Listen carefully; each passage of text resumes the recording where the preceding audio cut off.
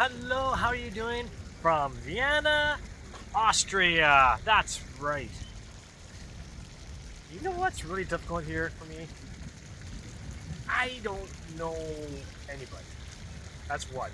Two, I don't know German or Italian or Romanian or any other languages here. I just know English.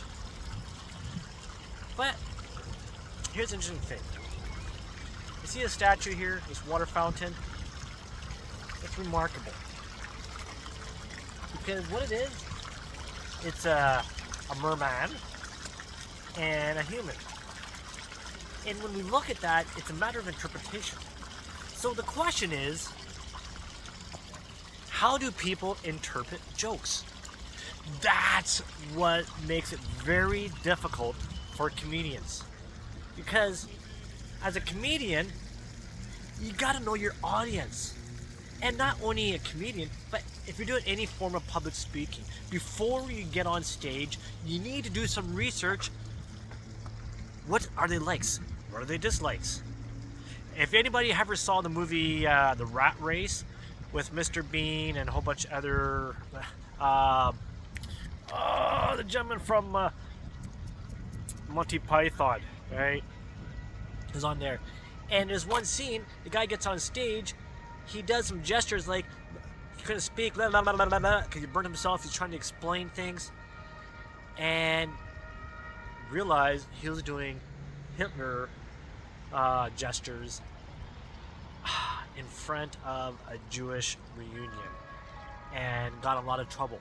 Because obviously he did not know his audience.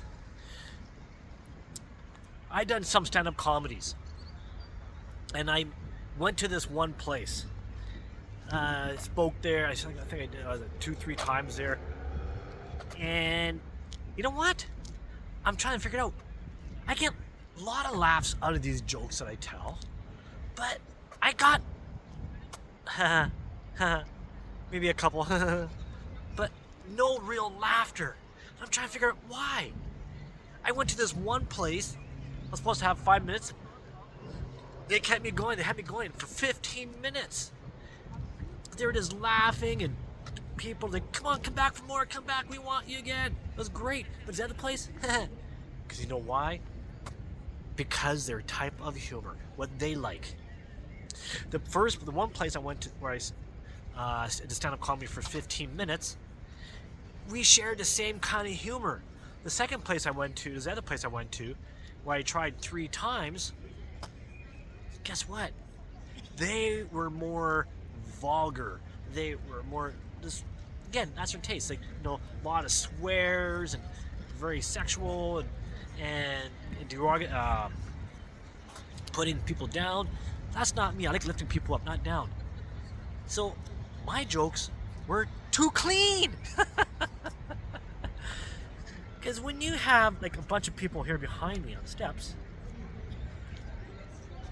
each person's different. The way they dress, the way they talk, obviously different from me. If I go ahead and do stand-up comedy here, they're going to see some weird Canadian guy doing some hand gestures and go, is there something wrong with this guy? I don't know. Probably. So really do some research. How do you find that out? Well, first of all, look at the venue.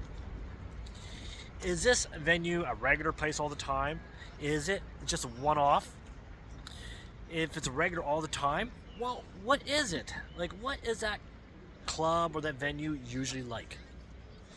2, if you're not sure, talk to the person who brought you there. Like an event planner, a host, a co-speaker, whoever it may be that brought you there. Ask them questions. What are the audience like? What do they like?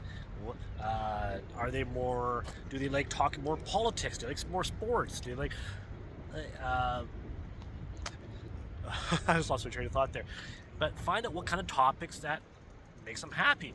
It's like, for example, if you got asked to do a stand-up comedy or a keynote speech at a dentist function, you're not going to talk about lawyers. You're not going to talk about politics.